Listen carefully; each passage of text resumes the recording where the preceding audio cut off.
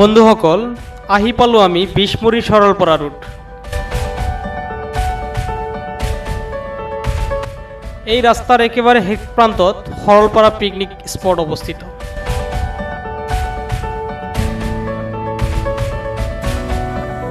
এই ৰাস্তাটো প্ৰায় 45 কিলোমিটাৰ দীঘল।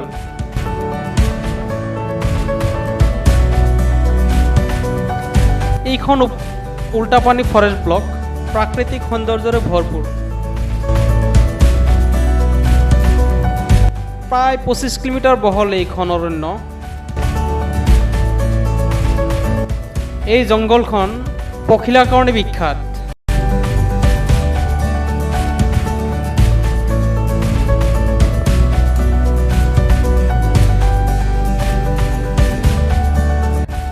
আৰু ফৰেষ্ট পাৰ হৈ পালোঁ এখন অৰ্গেনিক বজাৰ। অৰ্গেনিক কৈছোঁ এইকাৰণেই যে ইয়াতে সকলো শাক পাচলি বিক্ৰী হয় যিবিলাক কোনো ৰাসায়নিক সাৰ নাথাকে। ফাইনেলি আহি পালোঁ আমি সৰলপাৰা পিকনিক স্পট। সৰলপাৰা কোকৰাঝাৰৰ অন্যতম সুন্দৰ ঠাই। প্ৰাকৃতিক সৌন্দৰ্যৰে ভৰপূৰ এই ঠাই। গুৱাহাটীৰ পৰা এই জেগাখন প্ৰায় 224 কিলোমিটাৰ দূৰত অৱস্থিত। আপুনি গুৱাহাটীৰ পৰা যদি এই জেগালৈ আহিব বিচাৰে আপুনি বঙাইগাঁও হৈ আহিব পাৰে, অথবা ট্ৰেইনত আহিলে কোকৰাঝাৰলৈ আহিব পাৰে, তাৰ পৰা বাছ বা সৰু গাড়ী লৈ আহিব পাৰে।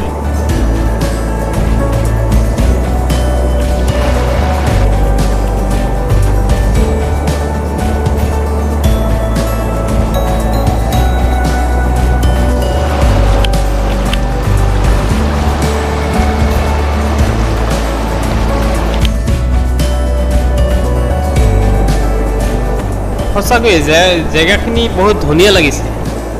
আৰু পানী কি ফটফটীয়া পানী, একদম মিনাৰেলছৰ নিচিনা, মিনাৰেল ৱাটাৰৰ নিচিনা।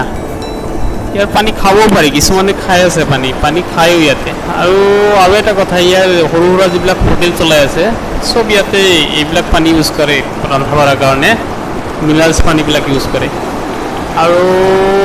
আৰু এটা কথা, ইয়াতে যোনে আহে ইয়াতে কিন্তু গা নোধোৱাকৈ কোনো নাযায়।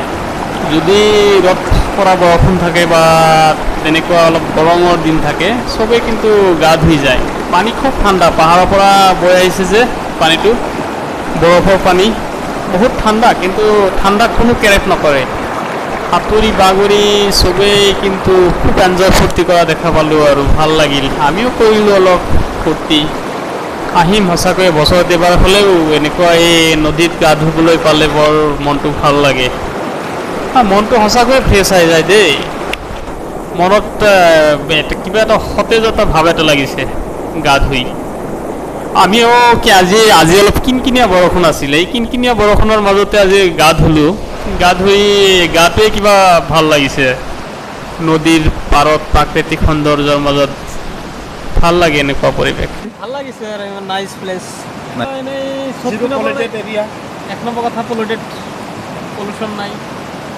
তাৰপিছত আপোনাৰ ধুনীয়া পানীটো, তাৰপিছত প্ৰাকৃতিক সৌন্দৰ্য ভৰপূৰ, মনোৰম আছে, ধুনীয়া পিকনিক স্পট। এইখিনি ভাল লগা আৰু ধুনীয়া লাগিছে গাঁওখন আহি। ইয়াৰ পৰা যদি আপুনি ভূটান যাব খোজে ভূটানো যাব পাৰে।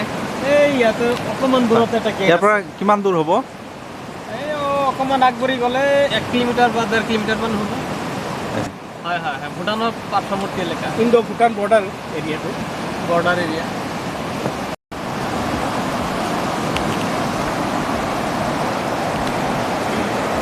ইয়াতে আহিব বিচাৰে কোনোবাই, প্ৰথমতে কি কৰিব লাগিব, আমি একেবাৰে বঙাইগাঁৱলৈ আহিছোঁ।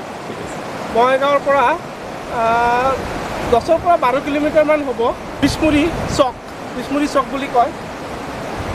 বিশমুৰী চকৰ পৰা আমি চিধা আহি গৈছোঁ আমি কোকৰাঝাৰ জিলাৰ হৈ। এখন ফৰেষ্ট আছে, ফৰেষ্টটো পাৰ হ'ব লাগিব। মোটামুটি ফৰেষ্টটো ধৰা 40-ৰ পৰা 45 কিলোমিটাৰমান হ'ব।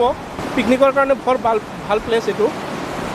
একেবাৰে নন পলিউটেড এৰিয়া একেবাৰে তোমাৰ ধৰা ইয়াতে পলিউশ্যন 0%, 0। ভাল অক্সিজেন পাবা, হেল্থৰ কাৰণে বহুতে ভাল এই ঠাইখন।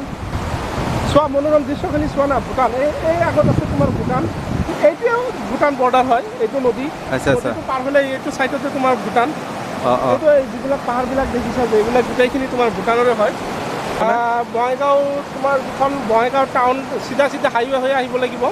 বঙাইগাঁও পাৰ হৈ পেলাই বিছপুৰী নামৰ এটা চক আছে, চকৰ পৰা চিধা ৰাইটত সোমাই আহিব লাগিব। চিধা ৰাইটত আহি পেলাই আহি থাকা একেবাৰে এখন ফৰেষ্ট আছে 40-45 কিলোমিটাৰ। ফৰেষ্টখন পাৰ হোৱাৰ পিছত তোমাৰ আৰু এখন বজাৰ আহি যাব, ট্ৰাইবেল বজাৰ হয়।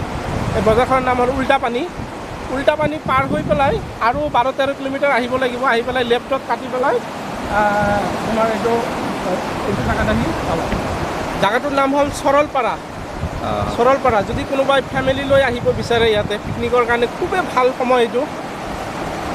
এনেকুৱা প্ৰাকৃতিক মানে সৌন্দৰ্য ইয়াৰে, মানে এই বৰষুণ হ'ব, এই চাবা ৰ'দ দি আছে। এতিয়া বৰষুণ দি আছে নেকি? এতিয়া বৰষুণ হৈ আছে। চোৱা এই ভূটানৰ ফালে গোটেই ঠাইতে বৰষুণ দি আছে। পাহাৰবিলাক খাই গ'ল, মেঘেৰে একেবাৰে মেঘাচ্ছন্ন হৈ গৈছে। অলপ পিছতে চাবা ৰ'দ উঠিব। যদি তুমি কেমেৰাত যদি অলপ জুম কৰিব পাৰা তেতিয়াহ'লে খুব ভাল হ'ব। এই চোৱা এই আগত আছে তোমাৰ বৰবাল বজাৰ, এইখনৰ বৰবাল বজাৰ, এইটো আগত আছে। এই 2-এটা বিল্ডিং দেখা গৈ আছে। বৰ্তমান সিহঁতে সোমাব দিয়া নাই, কৰোণাৰ কাৰণে বন্ধ হৈ আছে জাগাটো।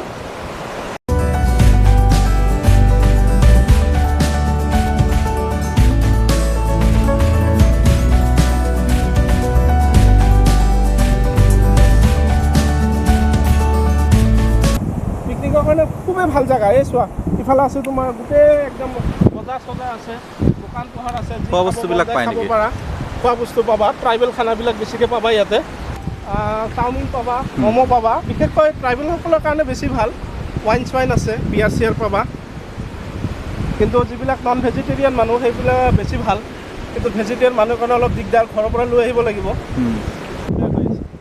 এতিয়া বৰষুণ আহিব, অলপ পিছতে চাফা হৈ যাব। আকাশটো একদম ফৰকাল হৈ যাব, একদম চাফা হৈ যাব। এতিয়া ভূটানৰ ফালে চোৱা, এইফালে চোৱা বৰষুণ হৈ আছে।